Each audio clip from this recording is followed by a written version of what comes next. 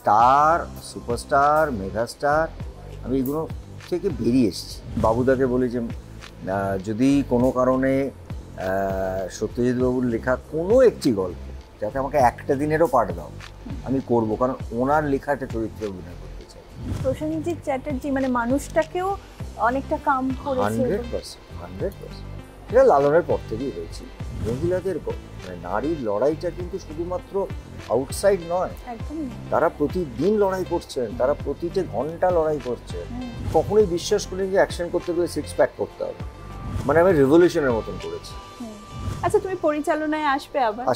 আসবো খুব শীঘ্রই।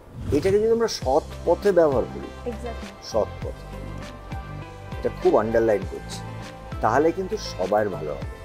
মেইন স্ট্রিম যে অডিয়েন্স, তারা প্রসেনজিৎ রচনাকে দেখতে চান ভীষণভাবে। আবার আমি কোনো জিনিসে আর এই ধরনের কথা বলতে চাই না, তবে আমি একটা কথা বলতে চাই, বাংলা ভাষা আমার কাছে আমার মাতৃভাষা বলে না, এটা না মা, মানে আমি তো মা। হ্যালো অ্যান্ড ওয়েলকাম জি 24 ঘন্টায়। আমি সৌমিতা রয়েছে আপনাদের সঙ্গে, আর আমার সঙ্গে যিনি রয়েছেন তাকে কেউ বলেন সুপারস্টার, কেউ বলেন মেগাস্টার, কেউ বলেন প্যান ইন্ডিয়ান স্টার, কেউ বলেন মহানায়ক, কেউ আবার বলেন তিনি নাকি ইন্ডাস্ট্রি। আমার সঙ্গে রয়েছেন প্রসেনজিৎ চট্টোপাধ্যায়। এই যে আমি এতগুলো তোমাকে ট্যাগ বললাম, এই যে তোমার নামের সঙ্গে একটাও নই আমি। প্রথমত ইন্ডাস্ট্রিটা সৃজিতের দেওয়া, মহানায়ক কথাটা আজ থেকে 60 বছর আগে বা 50 বছর আগেও একজনের জন্যে, আগামী 50 বছর পরেও একজনের জন্য। ওটা আর মহানায়ক শব্দটা কারোর জন্য না। আর স্টার, সুপারস্টার, মেগাস্টার, আমি এগুলো থেকে বেরিয়ে এসেছি। আমার এখনও মনে আছে বহুদিন আগে ওই 1 সপ্তাহ ধরে যখন ছবি দেখাতো, তো তখন এত চ্যানেলও আসেনি, ইটিভিতে দেখাতো 1 সপ্তাহ ধরে প্রসেনজিৎ।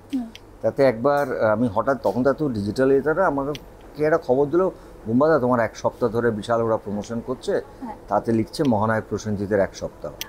আমি ইটিভিতে ফোন করে বলেছিলাম আগে ওই শব্দটা সরাও, কারণ ওটা একটা লোকের জন্যেই, আর কারোর জন্যে নয়। হ্যাঁ, আমি এইটুকু বলতে পারি,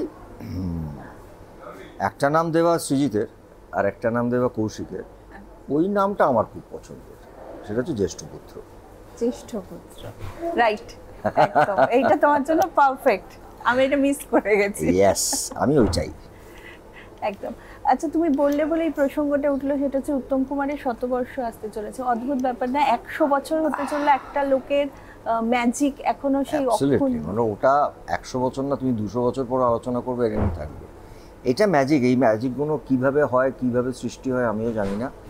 এবং আমি ওনার বাড়ির সঙ্গে খুবই মানে আমি কি বলবো, আমরা একই বাড়ি প্রায় বিলং করি, এবং আমি জানি এটা ওনার 99 থেকে 100 ইয়ার্সে পড়ছেন। বাট এইটা না, আসলে পরের, আমরা তো একটা অদ্ভুত ক্যালকুলেশন করি, মানে আসলে আমি বাড়ির থেকে জেনেছি পরের বছরটা হচ্ছে ওনার 100 সেন্টেনারি। সো হ্যাঁ, মানে তোমরা জানো যে আমি একটা অনুষ্ঠানও করেছিলাম বহুদিন আগে, সেটা নিয়ে আজকেও কথা বলছিলাম যে ওটার ভিডিওটা বার কর, কারণ আমার বোধহয় সৌভাগ্য হয়েছিল যে আমি একই মঞ্চে বেনু আন্টি, মানে সুপ্রিয়া আন্টিকে, মাধবী আন্টি, মালা আন্টি, সাবিত্রী আন্টি, মানে ওনার সেই অঞ্জনা আন্টি, মানে ওনার সব নায়িকাদের নিয়ে আমি একটা পারফরমেন্স করেছিলাম। তো this is next year will be we have to celebrate. আর শুধু বাংলা নয়, তথা ভারতবর্ষ না, সারা পৃথিবী জুড়ে যাতে এই সেলিব্রেশনটা হয়। ওনার এই সেলিব্রেশনটা একদিনের বা একদিনের সেলিব্রেশন না, সারা বছরের সেলিব্রেশন হতে হবে। একদম।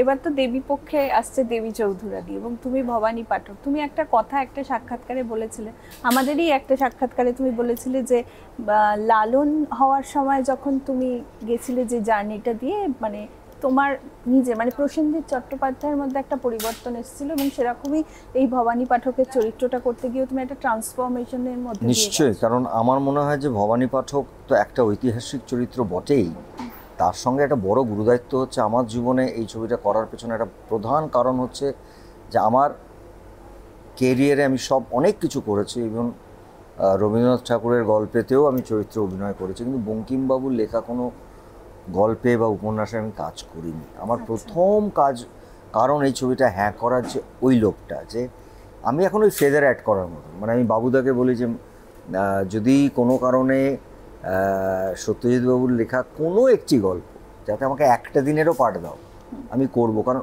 ওনার লেখা একটা চরিত্রে অভিনয় করতে চাই।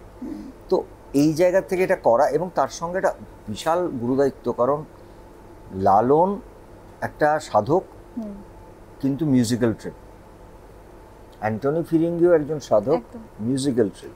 এই একটা আমি সুযোগ পেয়েছিলাম করার আরেকজন সাধক 1700 শতাব্দীর, যিনি একজন ওয়ারিয়র, এবং শুধু যুদ্ধ করাটা তার কাজ ছিল না, তিনি অসম্ভব পাণ্ডিত্য, তার বুদ্ধি, তার শক্তি, এই নিয়ে একটা মানুষ সেই সময় দাঁড়িয়ে একজন যাকে সাধু ডাকাত বলতেন, আসলে মানুষটা কিন্তু রিভলিউশন তৈরি করেছিল। কারণ বাংলার বুকে ওই 1700 শতাব্দী যে মন্বন্তরটা হয়েছিল, এটা একটা ইতিহাস, মানে এটা কেউ ভুলতে পারবে না। 75% মানুষ মারা গেছিলেন সেখানে। এই মানুষটা এটাই চেষ্টা করেছিল যাতে, মানে এই লড়াইটা কিন্তু শুধু রবিনহুডের মতন ব্রিটিশের জিনিসপত্র লুটে নেওয়া নয়, উনি লড়াই করেছিলেন যে এই জমিদারদেরকে নিয়ে ব্রিটিশরা সেই সময় জাস্ট ঢুকেছেন, যাতে ট্যাক্সেশন থেকে শুরু করে তাদের যে এই পুরো জিনিসটার জার্নিটাই ভদ্রলোক করেছিলেন, এবং কোনো মানুষই ওনার ছিল না। উনি সব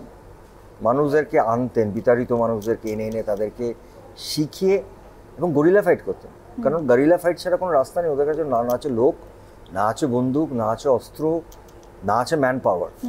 আগে 30-35টা ঘোড়া ছিল, সেখান থেকে 2টো ঘোড়া, বাকিরা সব খরাতে মারা গেছিলেন। তো এই মানুষটার একটা চরিত্র করা মানে এটা খুব সহজ চরিত্র নয়। আর আমি নর্মালি যেরকম করে দিতে, সংস্কৃত প্রচুর ব্যবহৃত আছে এই ছবিতে, ডিকশনের ব্যবহার আছে, এবং তার সঙ্গে যেটা আছে যে সেই বঙ্কিমবাবুর লেখার মধ্যে দেখবে বাংলাগুলো একটু অন্যরকম, মানে অবশ্য আজকের বাংলা নয় যেরকম ভাষা আমরা বলি, সেইগুলো শুভ্রজিতের আমি ক্রেডিট দেবো, আমাদের ডিরেক্টর শুভ্রজিৎ মিত্র। ও খুবই young but national award winning একজন ডিরেক্টর। ও হোমওয়ার্কটা বড্ড ভালো, এবং এই ছবিতে শুধু আমি বলবো না, দেবী চৌধুরীদের শ্রাবন্তীকে আমি লিখে দিচ্ছি যে একটা সময় হয়তো লোকে শ্রাবন্তী বলে দেখতে শুরু করবে, বাট একটা সময়ের পরে মানুষ আর ওটা ভাববেন না যে ওটা শ্রাবন্তী। এবং চমক কিন্তু অর্জুন আর বিবৃতিও, কারণ মানে রঙ্গরাজ আর নিশি, এই দুটো চরিত্রকে এরা দুজন এত ভালো করেছে, body language, diction, action part. এবং এই অ্যাকশন পার্টটা কিন্তু এরকম আমাদের ছবিতে নেই, যেখানে একজন নায়ক এসে অনেককে মারছে বা একজন নায়িকা এসে, দলগত মারামারি, কারণ এটা পুরো গ্রুপ।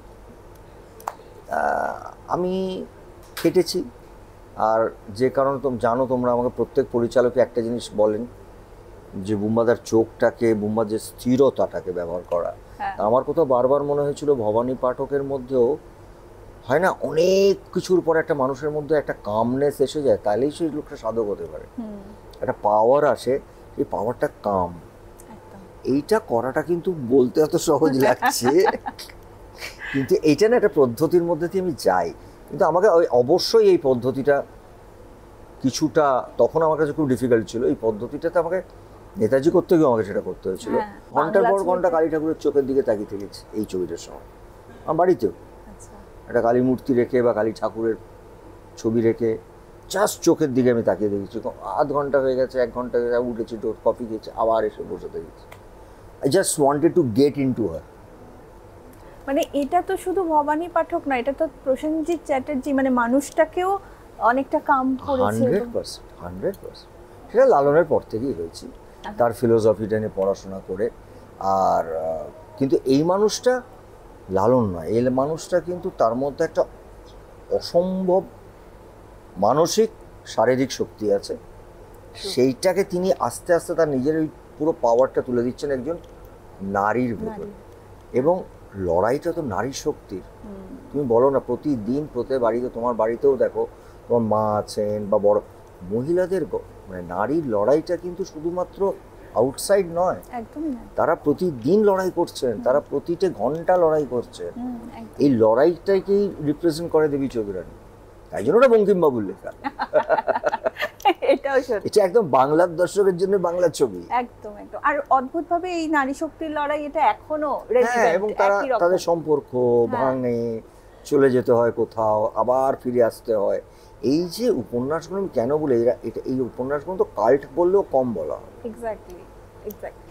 আমি অ্যাকশনের কথা বলছিলাম যে অনেকেই হয়তো জানেন না যে এই ইন্ডাস্ট্রিকে অ্যাকশনের সঙ্গে পরিচয় করিয়েছেন প্রসেনজিৎ চ্যাটার্জি।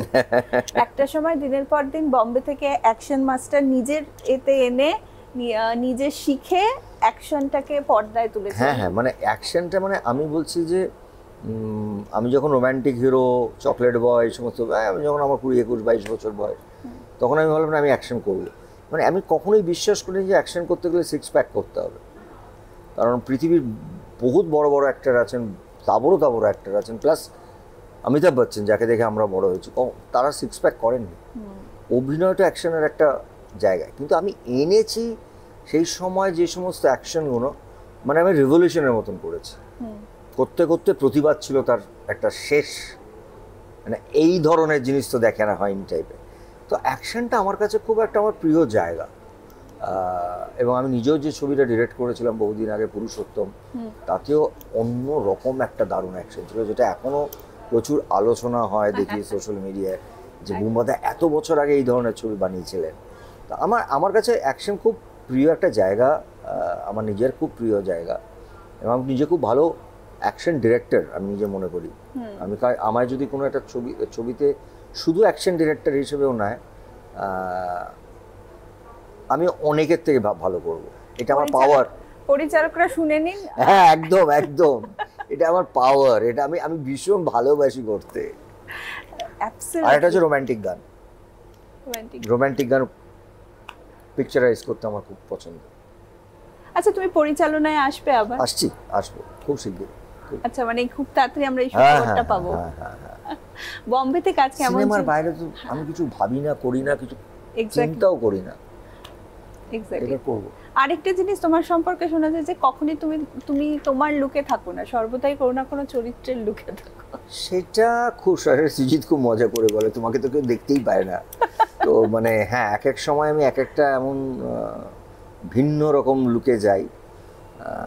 তো আমাকে অনেক সময় মানুষজন কখনো দেখে মাথায় বান্ডানা পরে ঘুরছি, কখনো এরকম করে ঘুরছি। বাংলা সিনেমার শো পাওয়া নিয়ে মাঝখানে খুব সমস্যা তৈরি হয়েছিল এবং এখন সেটা সলভ হয়েছে। তা 365 দিন হলে শো পাওয়ার জন্য সেরকম তো বাংলা ছবি তৈরি হওয়াও প্রয়োজন। তোমার কি মনে হয় বাংলা ছবির ভবিষ্যৎ কি? বাংলা ছবির ভবিষ্যৎ খুব ভালো। প্যান্ডেমিকের পরে আমরা একটু ঘাবড়ে গেছিলাম। মানুষজন বাংলা ছবি দেখতে হলে আসছেন, এবং সব ধারার ছবি, সব রকমের ছবি, যেভাবে একটা কমার্শিয়াল ছবি খাদান যেভাবে ব্যবসা করলো, তার সঙ্গে একেনবাবু এত ভালো ব্যবসা করলো, এবং তার সঙ্গে আবার গৃহপ্রবেশ বা ইভেন ঋতুর ওই ছবিটা পুরাতন, তো মানুষ না এখন আসছেন ছবি দেখতে। এটা খুব খুব ভালো একটা সময়। এবং আমাদের এই যে 365 দিন ছবি আনাটা, মানে চলাটা কোনো অস্বাভাবিক না। আমাদের ছবি অনেক আসে। আমাদের না কি হয়, বাংলার ছবি চিরকালই একটা দুটো, ধরো বছরে 4টে কি 6টা ছবি, এটা ছাড়লে কিন্তু অধিকাংশ ছবি তুমি দেখবে word of mouth pick up করে। আমি শেষ ছবিটার কথা বলছি, অঙ্ক কি কঠিন। ছবিটা তো ভালো ছবি, কিন্তু তুমি তো এটা ভাবতেই পারবে না যে প্রথম দিন রিলিজ করেই ফ্রাইডে, স্যাটারডে, সানডে ফুল হবে। ওই সময়টুকু দরকার। বা আমার শঙ্কচিলের মতন ছবি, এই সময়গুলো না অনেক ভালো ছবি আমরা না দেখে বেরিয়ে যায়। সেইগুলো আমার বিশ্বাস যে এই যে কমিটিটা তৈরি হয়েছে, এবং এখানে আমি বলছি যে আমাদের রাজ্য যে ডিসিশনটা দিয়েছেন বা যে স্টেপটা নিয়েছেন, এটা আমার মনে হয় না অন্য কোনো জায়গায় এরকম একটা স্টেপ নেওয়া হয়েছে। এটাকে যদি আমরা সৎ পথে ব্যবহার করি, সৎ পথে, এটা খুব আন্ডারলাইন করছি, তাহলে কিন্তু সবার ভালো হবে। আচ্ছা, টিকিট প্রাইসিংটা কি একটা ফ্যাক্টর? ওটা আছে, মাল্টিপ্লেক্সে তো আছেই টিকিট। দেখো, ওই কারণে দেখবে ফেস্টিভ্যালে লোকে বেশি দেখেন। টিকিট প্রাইসিং তো এক্ষুনি রাতারাতি ঠিক করা যাবে না, কিন্তু আশা করি এত কিছু যখন হচ্ছে ওটা নিয়েও আমরা ভাববো। এবং বেশ কিছু সিনেমা হল তৈরি হচ্ছে বাইরে, মানে আমাদের কলকাতার বাইরে। কলকাতায় মাল্টিপ্লেক্স তো আর বাড়বে না, যে কটা আছে হয়তো ম্যাক্সিমাম আর একটা হবে। তো আমাদের ওইটা ফিক্স। এবার বাইরের হলগুলো বাড়ছে, অনেকেই করছেন, SBF করছেন খুব ভালো করে। আমার মনে হয় আগামী 2-3 বছরের মধ্যে তখন দেখবে ছবির ধারাটাও পাল্টে যাবে। সিনেমার ধারা না পাল্টাতে থাকে, সেটাও হবে। উমাদা, এই রিসেন্ট টাইমে দেব শুভশ্রী জুটি ফিরেছে এবং সেই জুটি খুব সেলিব্রেট হচ্ছে। তোমার সঙ্গে ঋতুদির জুটি খুবই সেলিব্রেটেড জুটি এবং 50টা ছবি তোমরা একসঙ্গে করে ফেলেছো। তো তুমি কি মনে করো তোমার সঙ্গে, আমি ঋতুদিকে বাদ দিয়ে বলছি, আর কার জুটি এতটা সেলিব্রেট? আরে আমি জানতাম না শতাব্দীর সঙ্গে 48টা ছবি হয়ে আছে। সিরিয়াসলি জানতাম না, শতাব্দী তো অনেকদিন কাজ করেনি। ওর একটা ছবি রিলিজ করলো, তো আমি গেছিলাম। তারপর আমার ফ্যান্স পেজ থেকে দেখলাম পোস্ট করেছে যে ও যদি সেই সময়টা মানে সিনেমা থেকে সরে না গিয়ে, পলিটিক্সে না গিয়ে, ও যদি আরেকটু কাজ করতো তাহলে আমার ওর সাথেও 50টা ছবি হতো। রচনার সাথে আমার প্রায় 35টার ওপর ছবি, এবং রচনার সঙ্গে ছবির সংখ্যা হিটও কিন্তু বিশাল। এবং আমার মনে হয় অ্যাটলিস্ট আমি আবার বলছি মেইন স্ট্রিম যে অডিয়েন্স, তারা প্রসেনজিৎ রচনাকে দেখতে চান ভীষণভাবে আবার। তো হ্যাঁ, মানে এবারে তো চরিত্রায়নগুলো পাল্টে যাবে সময়ের সঙ্গে সঙ্গে। কিন্তু এইটা ঠিক প্রসেনজিৎ ঋতুপর্ণা, মানে আমি জানি না, আমি চাইবো, আমি আগেও বলেছি সব ইন্টারভিউতে, যখন আমরা একদম বৃদ্ধা হয়ে যাব তখনও যাতে মানুষ আসেন এই কেমিস্ট্রিটা কি বোঝার জন্য। ট্রু। একটা অন্য বিষয়ে জিজ্ঞেস করছি, সেটা হচ্ছে বাংলা ভাষা নিয়ে এখন প্রচুর চলছে যে বাইরে বাংলা ভাষায় কথা বললে তাদের বাংলা। আমরা তো দেবী চৌধুরীতে সংস্কৃত ব্যবহার করেছি, মানে ভাষার যেখান থেকে শুরু সেটাই তো আমরা ছবিতে ব্যবহার করি না। না, তুমি কি কিছু বলবে বাংলা ভাষার এই যে? দেখো, আমি একটা কথাই জানি, আমি কোনো জিনিসে আর এই ধরনের কথা বলতে চাই না। তবে আমি একটা কথা বলতে চাই, বাংলা ভাষা আমার কাছে আমার মাতৃভাষা বলে না, এটা না মা, মানে আমি তো মাকে অস্বীকার করতে পারবো না। এই জন্য বাংলা ভাষা যেমন ছিল ওরম আছে, ভবিষ্যতেও থাকবে। এই বাংলা ভাষা, শুধু বাংলা ভাষা বলবো না, আমাদের বাংলায় যে আমি যেটা নিয়ে কথা বলছি, যে আমাদের আজ থেকে বলছি না, বহুদিন ধরে বলে যাচ্ছি যে আমাদের ঐতিহ্য হচ্ছে আমাদের লিটারেচার। এই লিটারেচারটা মানে তো বাংলা ভাষা। এইটাকে আমাদেরকে জেনারেশন পর জেনারেশনে তাদেরকে এটার মধ্যে ঢোকাতে হবে, নাহলে তারা ভুলে যাবে। যেটা ঋতুদাও করতো না, মানে বাংলাটাকে নিয়ে তিনি অনেক রকম এক্সপেরিমেন্ট করেছেন, কিন্তু ওই বাংলা ওরিয়েন্টেশনটা নিয়ে। একদম। আমার শেষ প্রশ্ন, সেটা হচ্ছে পুজো এখন কিভাবে সেলিব্রেট করো? আচ্ছা, কতদিন হয়ে গেছে যে তুমি পুজোয় বাইরে বেরিয়ে কোনোদিন ফুচকা টুচকা খেয়েছো? সবাই বলে তুমি দই আর শশা খাও, খালি ফুচকা খাই, ভোগ খাই, কিন্তু ফুচকা না, সরি ওটা ভুল কথা। ভোগটা খাই, ওটাই আমার, কারণ ভোগটা আমি খেতে ভালোবাসি, আমি ভোগ খাবোই। ওই পুজোর 4 দিন ওইটুকুই আমার নিজের যে। কিন্তু যেটা হয়, আগের বছর তো আমার ছবিটা রিলিজ করলো না, আদারওয়াইজ বিশেষ করে এই সোশ্যাল মিডিয়া এবং মিডিয়া এখন অনেক বেড়ে গেছে, তাতে ঘুমের টাইম, খাওয়ার টাইম, আমি জানি না, এটা পুরোটাই পিআর টিম নিয়ে নেয়। মানে আমাদের কাছে আর সময় থাকে না, কিছু না কিছু, মানে পারলে আমি কি 2 ঘন্টা ঘুমোবো, এটাও প্রশ্ন করতে হয় পিআরকে। দাদা আপনি কি সত্যি ঘুমোবেন? ভাই রাত্রি 2টো বাজে, একটু ঘুমোতে দে। আচ্ছা ঠিক আছে, 4টে অবধি ঘুমিয়ে নিন, তারপর আবার শুরু করবো।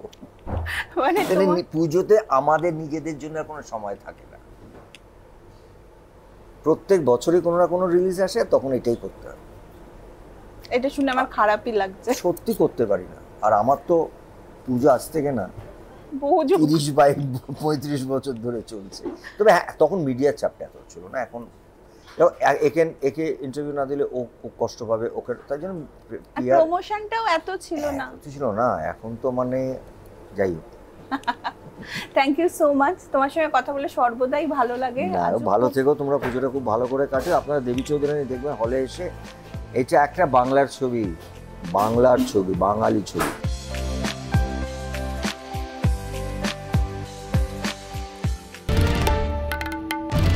বাংলার আওয়াজ, বাঙালির আবেগ, জি 24 ঘন্টা।